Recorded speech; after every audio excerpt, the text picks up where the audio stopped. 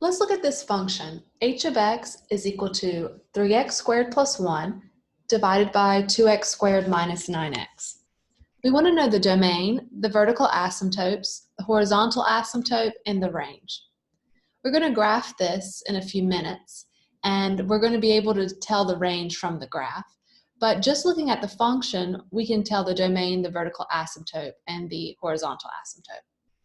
So the first thing you will want to do is you'll want to factor the numerator and the denominator. Now the denominator is easy to factor. Notice that there's a greatest common factor. That's x. We can take that out. And the top polynomial is not factorable over the real numbers, because if you set this equal to 0 and solve for x squared, you'll get x squared is equal to -1/3. And since you're dealing with square roots and negatives, you're going to get complex numbers. We're only going to be working over the real numbers, so we're just going to leave it as 3x squared plus 1. And for the domain, we look at the bottom and see what values of x we have to take out.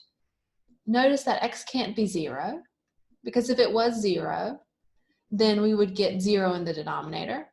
And also, 2x minus 9 can't be 0, which means 2x can't be 9, moving this to the other side. In other words, x can't be 9/2, or 4.5. So these are the two values we have to take out, because if we plug them in to this function on this side, or you can plug it in this side, what's going to happen is you're going to get 0 in the denominator. So to write this in interval notation, the domain is all real numbers from -infinity to 0. We go from the lowest number first between these two, so -infinity to 0. Union, take that 0 out, go to 9/2. Union, take 9/2 out, and go to +infinity. What about the vertical asymptotes? Now, if we could factor the numerator, we would. And if we happen to have a common factor in the numerator and the denominator, we would take that factor out. So we would want to get this function into lowest terms. This function is already in lowest terms, so the vertical asymptotes correspond to the problems in the domain when we have a function in lowest terms. So the problems in the domain are when x is equal to 0 and x is equal to 9/2. So we're going to have vertical asymptotes at those two values. As for the horizontal asymptotes, you can look at this function here, but I think it's easier to look at this one to figure out the horizontal asymptotes. We're going to look at the degree of the numerator and the denominator. And notice that the degree of the numerator is 2, and the degree of the denominator is also 2. Because they're the same, the horizontal asymptote is equal to the ratio of the leading coefficients. So this 3/2, that's what our horizontal asymptote is going to be, 3/2.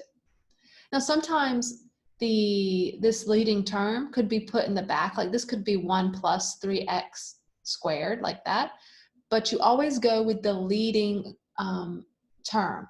So you would rearrange this and get the 3 in front of this x squared. So let me show you what I'm talking about. So let's say instead that this was 1 plus 3x squared, like this.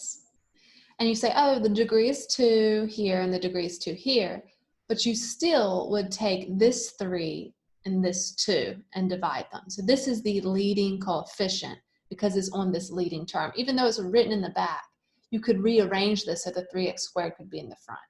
So always the part with the highest number on the x, the highest power, that coefficient on the top, you divide it by the coefficient, the one with the highest power here on the bottom. And these two numbers have to be the same. So if the numbers aren't the same, if the number here is less than the number on the bottom, then we have a horizontal asymptote, but its y is equal to 0. When they're equal, the horizontal asymptote is always the ratio of the coefficients. Now, when this degree is bigger than this one, then we're going to have a different type of asymptote. So we're not worried about that right now. Just whenever we have horizontal asymptotes, the degree of the numerator is going to be less than or equal to the degree of the denominator. Okay, so using all of this information, let's just try to get an idea of what this graph is going to look like, or something, some kind of idea of what's happening. So we have a vertical asymptote at 0. So let's make a dotted line at 0.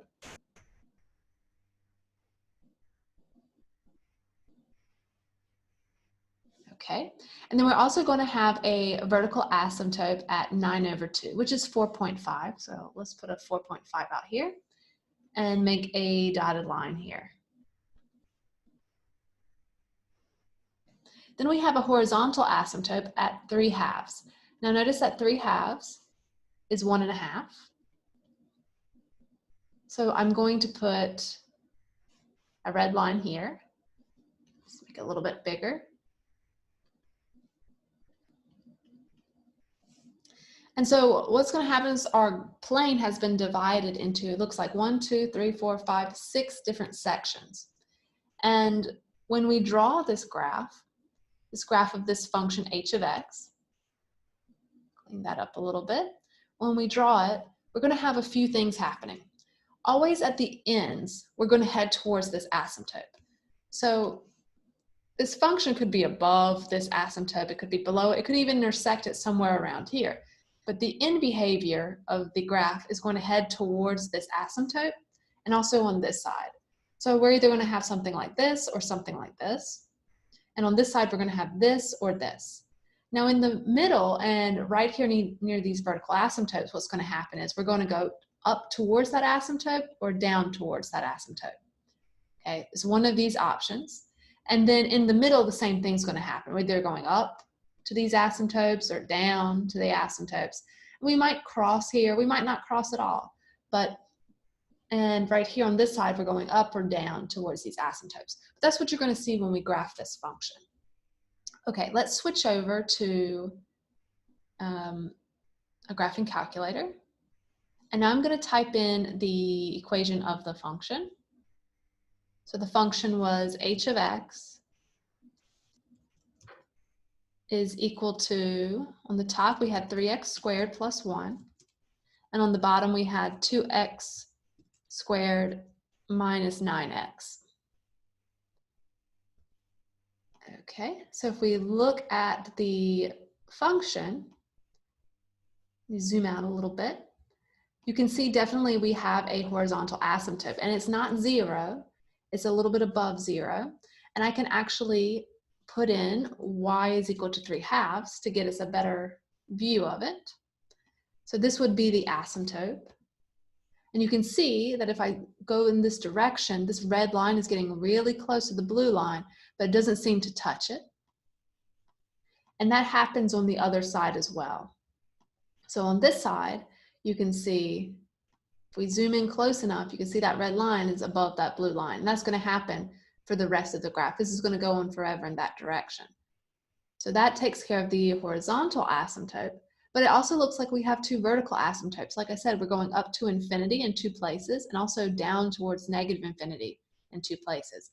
And those two asymptotes correspond to 0, x is equal to 0 and 4.5. In fact, if we put, let's get rid of this one and just put x is equal to 4.5, you can see that we are getting really close to 4.5 here. Now for the range, we want to figure that out. And I mentioned that we need to look at the graph to figure it out. We can't just look at the original function. What I'm going to do is I'm going to first zoom out for a second. Remember that the range is all your y values. So it's how far up and down you go. Notice that for any y value, let's say above here, somewhere, if we're always going to have a point on the graph. Like if I go at 50, you can see that I have a point. If I click on this graph, there's a point right there on this red line. So for any y value, you can see like a red line corresponding, a red little point corresponding to that value. The place we have issues is right here in the middle. So if I zoom in, and zoom in some more, this graphing calculator lets me know where we have a minimum or a maximum. Notice that right here we have some kind of gap. So anything between whatever this lowest point is here and right here, notice that we're not going to have any values. If I zoom out, you can see that right here, this part of the graph is always above it, and this part of the graph is always above it. So I don't have anything, I'm going to zoom out even further if you like. I'm never going to have anything that's going to cover these y values in between this lowest point, which looks like 0.339, and this highest point of this hill, which is negative 0.437. So anything from 0.339, I'm looking at the y value, to infinity, we're covered. And anything below negative 0.437, we're covered. Let me write that down, and then I'll switch back over so you can see it. So we go from negative infinity to negative 0.437. And then also from 0.339 to infinity. Okay. So now I want to switch over. And you can see I've written the range right here. So that's the range of this function. And we saw the graph on the graphing calculator. And later we're going to learn how to actually sketch it before looking at the graph on the graphing calculator. We'll look at that to just double check that we got the right thing.